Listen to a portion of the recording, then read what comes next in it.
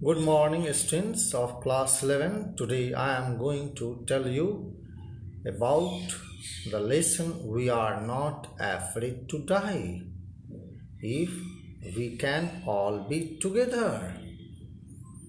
The title is very clear in its sense that it is the story of a family of such a navigator who had really prepared himself by just going to the English seas, staying there, preparing a very strong hulled ship with the help of some navigators.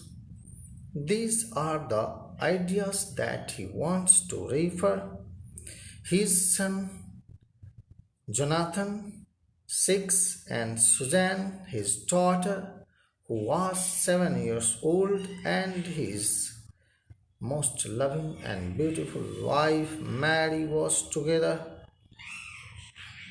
He wanted to duplicate this very sea voyage as Captain James Cook had once started and completed the mission with certain targets.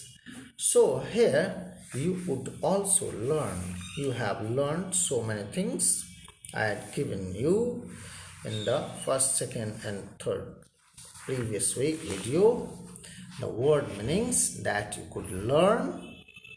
But here I would tell you about the 15 hours of their long struggle when the wave hit.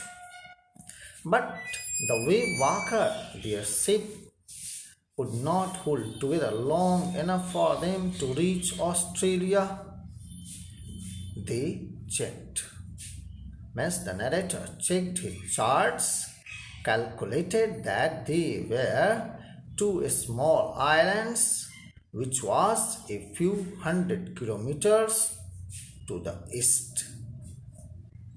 One of them was Isle Amsterdam. Isle Amsterdam, it was an island. Ileamsterdam. It was a French scientific base. It was a French scientific base. So what did happen on January 4, after 36 hours of continuous pumping? All these people were tired, dead tired. They reached the last few centimeters of water. They had only to keep pace with the water still coming in. The water was gushing in.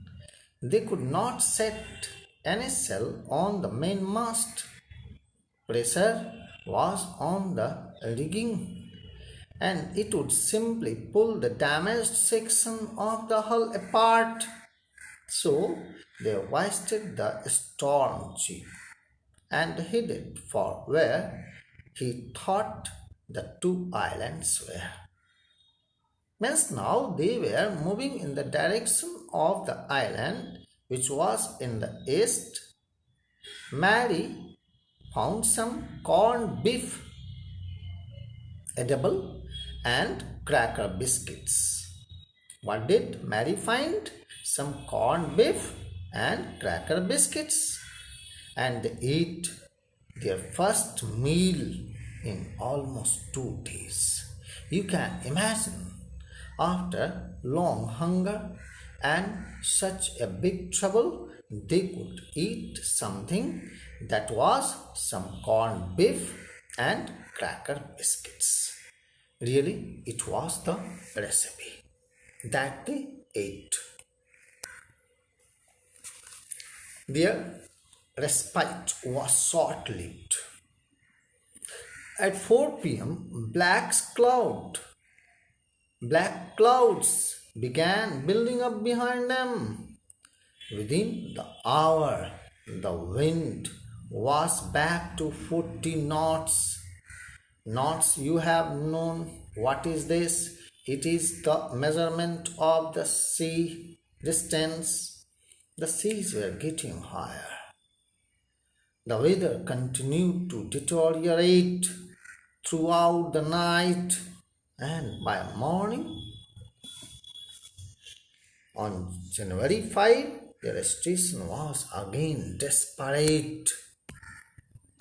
The weather became rough, and the Wavewalker ship was in big trouble. Where they could land, where they were heading, it was quite ununderstandable. So, when the narrator went in to comfort the children, John asked, "Daddy, are we going to die?"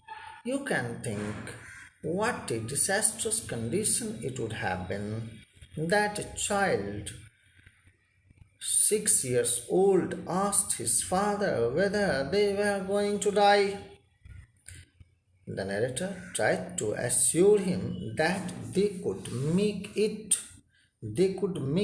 But Daddy, he went on. What did he? The child Jonathan said.